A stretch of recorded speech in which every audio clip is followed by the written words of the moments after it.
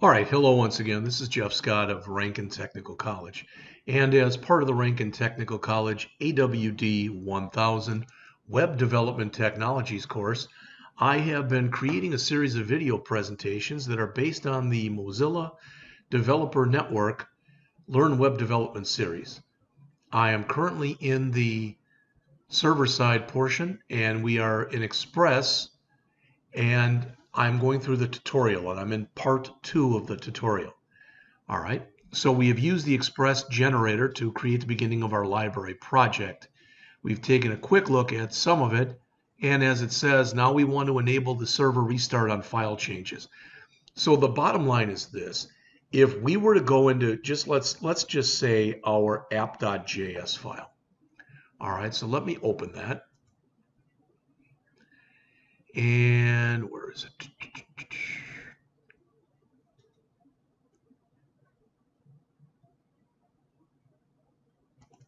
So if we went into there, we went into our app.js file, and we decided that as an example, we wanted to put some kind of a line of code in here that we wanted to render when this thing was running. All right. Well, then what we'd have to do would be to go in here, stop this from running, and start it again, which isn't terrible, but it's just kind of a pain to have to do that all the time. And you don't have to do that. So as they mention here, any changes you make to an Express website are not currently visible until you restart the server. It quickly becomes irritating to have to do this all the time. So a convenient tool for this purpose is something that's called NodeMon, which is short for Node Monitor. It says it's usually installed globally. In other words, but here it says we'll just install it locally as a developer dependency, so that developers working in the project can automatically use it when they install the application. So this is the command to do this. Now, in order to do this, I am going to want to stop my run here.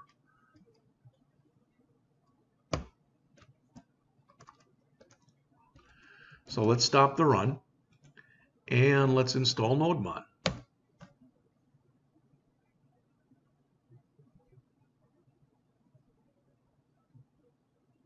Okay. And start the project up again.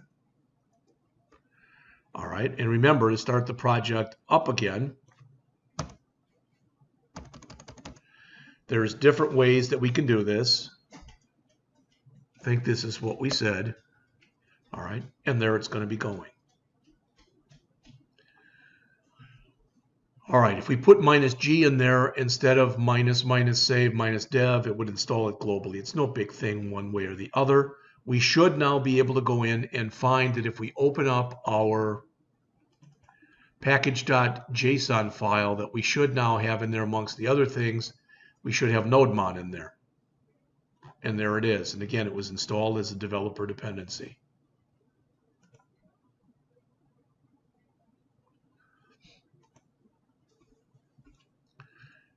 Because this tool isn't installed globally, we can't launch it from the command line unless we add it to the path, but we can still call it from an npm script.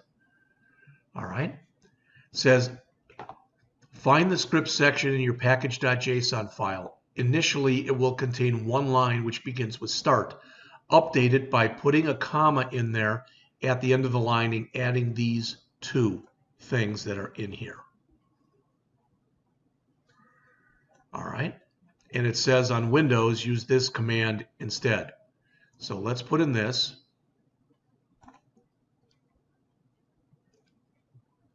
So let's see. Let's just grab all of it here.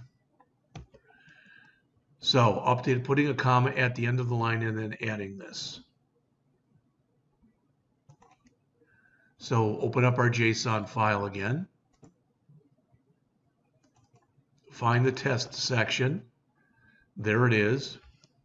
Put a comma in there, hit enter, add this. The dev start and the server start. Now they do mention in here, it says on Windows, use this command instead. So I'm going to change that debug command to this command.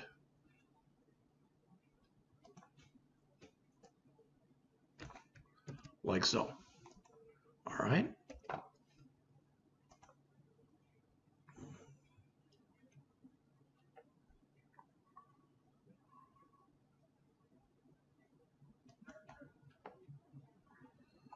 We can now start the server in almost exactly the same as previously, but by using the dev start command. All right. Now, if you edit any file in the project, the server will restart when you do that. You will still need to reload the browser to refresh the image, but we won't have to stop Node from running. All right. We now have to call npm run followed by the name of the script rather than just npm start, because start, as it says, is an npm command that's mapped to the name script. All right, so we've got server start. Let's see what happens when we do an npm server start.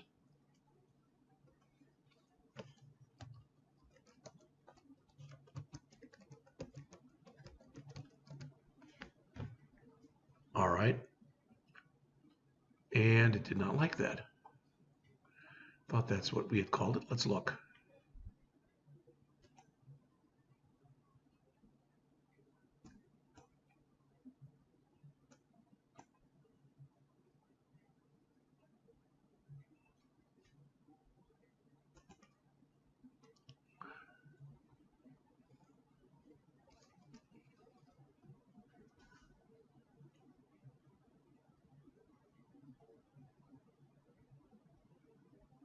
Well, we've got this in here twice too, which of course we don't need. All right. I'm looking here to see why this should not be working.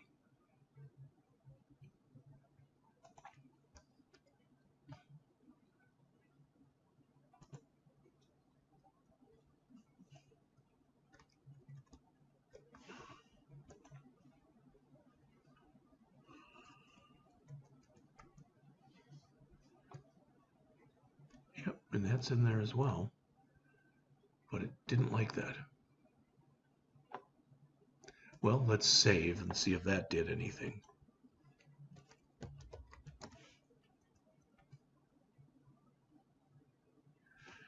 No, it doesn't like that either.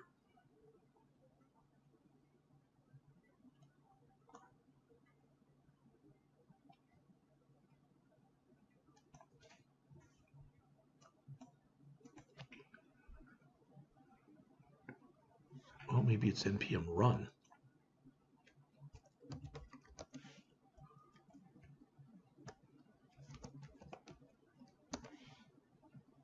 That looks better. All right, and it tells us that we're listening on port 3000. Okay, good. All right, so it should be up and running now. You can refresh and nothing has changed. All right. Now let's take a look at the project that's been generated. So first they're going to look at the directory structure. Okay. The generated project, now that you have installed dependencies, has the following structure. Files are the items not prefixed with the /. The package.json file defines the application dependencies and other information. It also defines the startup script. In fact, let's do this. Take this and we'll cut it way down in size and move it over here. All right. All right. So we talked about package.json.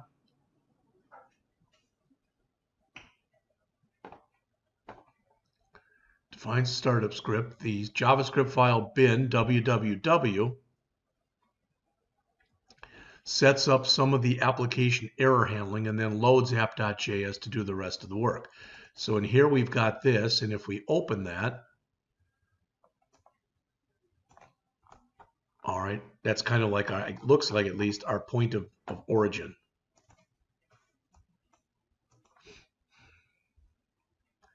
The app routes are stored in separate modules under the route directory. There they are. The templates are stored under the views directory.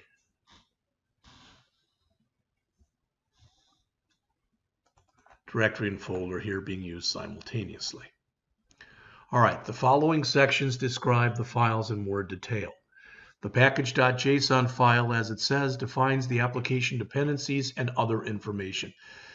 If you start up your Node project by typing in Npm Init, you will be bringing up an interactive interface, which is going to ask you all these questions. All right.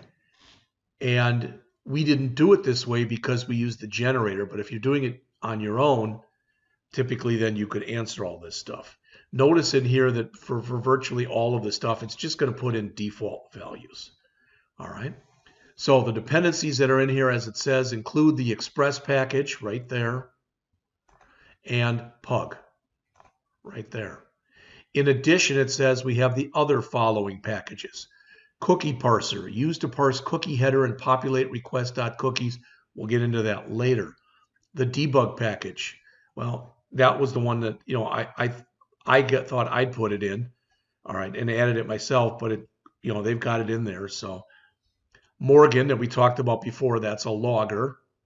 HTTP errors, as it says, create HTTP errors were needed for error handling.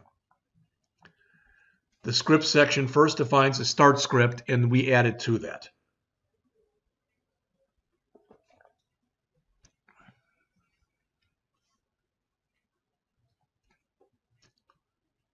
As it says, the dev start and server start scripts can be used to start the same file, all right, that we've got here if you want to do that. All right, that www file, as it says, is the program's entry point. The first thing it does is to require the real application, and that's right here.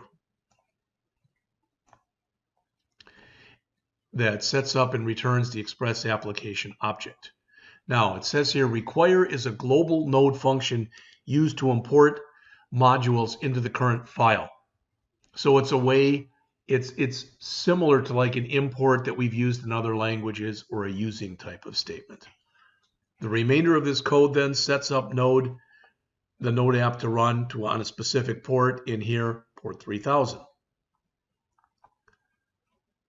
All right. The app.js file creates the express application that's named app, and that's done by convention, although you could change it if you wanted to. Sets up the application settings and middleware, and then exports the app from the module. All right, so the ... of course, meaning there's just extra stuff that's in here.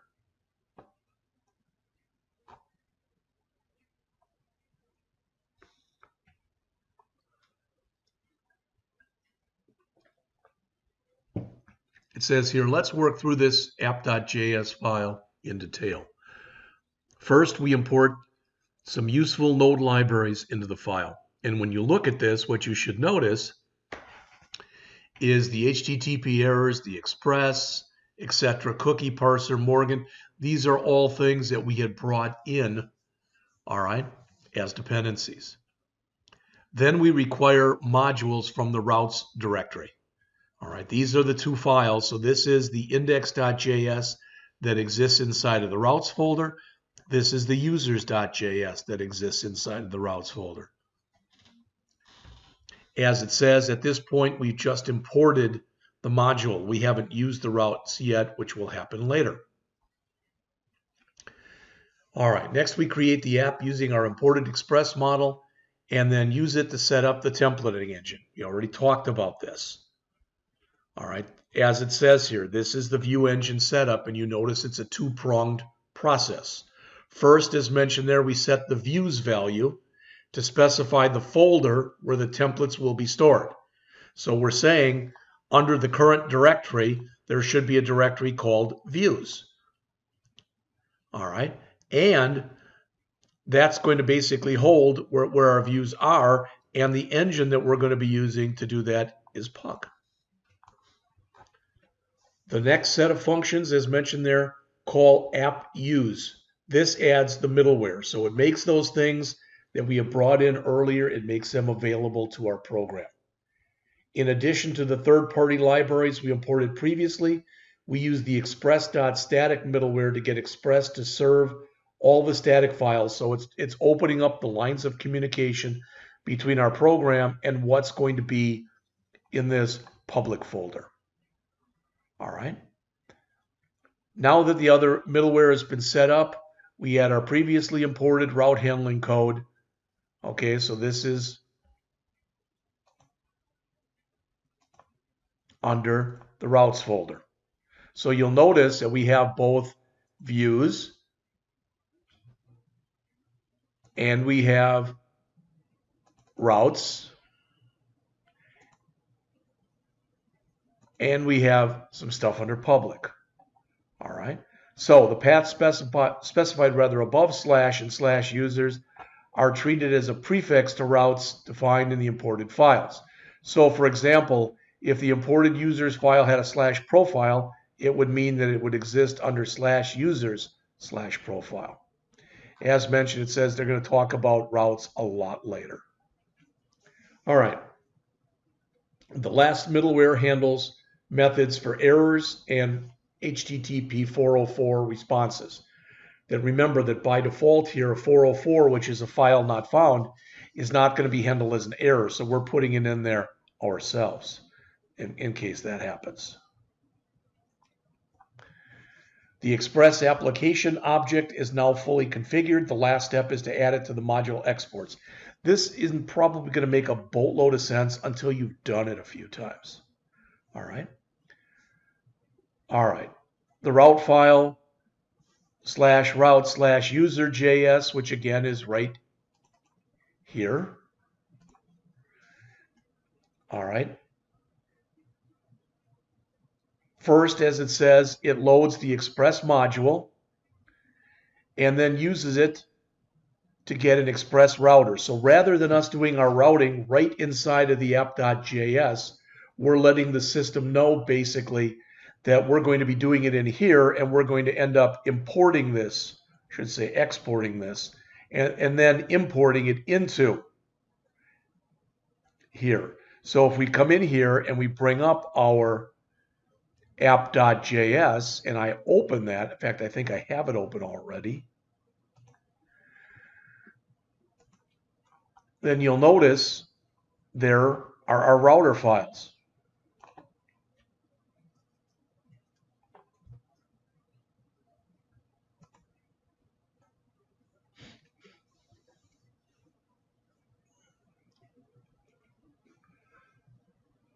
Now they mention here, it says the route defines a callback that will be invoked whenever a GET request with the correct pattern is detected. All right. The matching pattern is the route specified when the module is imported, the /users plus whatever is defined in this file, the slash. In other words, when you put in /users/, well, can we do that?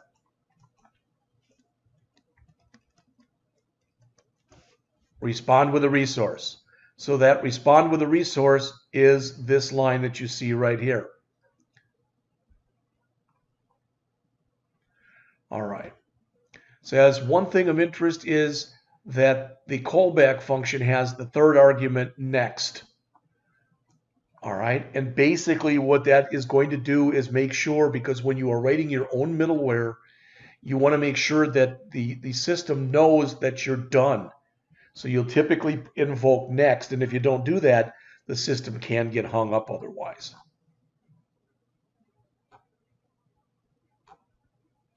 All right. The template stored in views are given the file extension .pug. Let's take a look at that. So we've got error.pug, index.pug, and layout.pug. All right, as it says, the method response.render is used to render a specific template along with the values of the name variables passed in. All right. So I believe this index that you see right here is meant to invoke that index right there. As they mentioned, we'll talk more about the syntax later. All you need to know is that the title variable with the word express is inserted where specified in the template. Well, let's open this. All right. So that title that has been defined, h1 equal titles elsewhere. All right. This is where basically the welcome to express, that's where this is happening.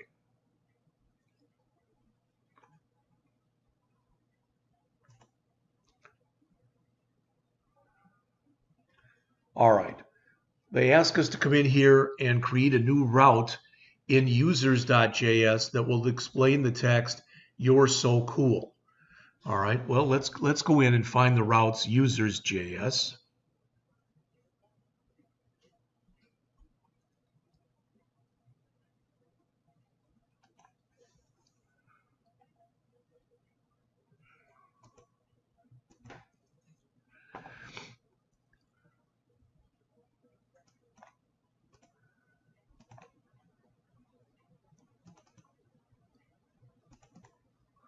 All right, and we've got this one. So what I'm going to do is I'm just going to copy this, not the comment, but I'm going to put it in here again. And we're told that we should call this,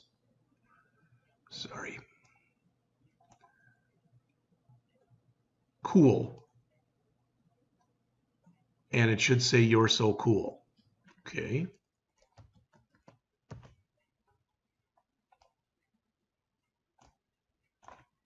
Now remember, if I do this, it's a little confused. So I should have to preface it like that. So I put that in, and now we can try out our nodemon as well here, because I haven't changed anything, but you should notice that basically it's done a restart on here. All right, so let's come back in here, make sure we didn't break anything. That's still working. The slash users still giving us respond with a resource. Now if we put in the slash cool, it says not found.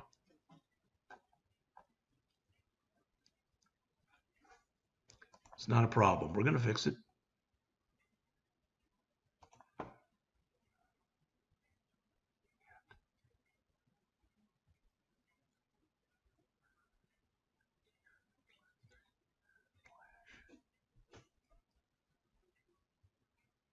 All right, give me just a second here. Oh boy, we're way over. So I'm going to pause anyway. All right, as I finish this up, it was my error. Remember, we put in this. If I put in slash, just slash, it works now, but just before, let me show you how I got there. That's the regular one. If I put in slash users, slash, it says respond with a resource. Well, I tried to put in cool there, so it was actually looking for a route file, cool.js, which doesn't exist. So we got that error, and that's what it was telling me. But since I made this under users, if I say slash users slash cool, you're so cool. All right, and that'll finish up the second part of our tutorial here. So we'll jump into part 3 using a database in just a couple minutes.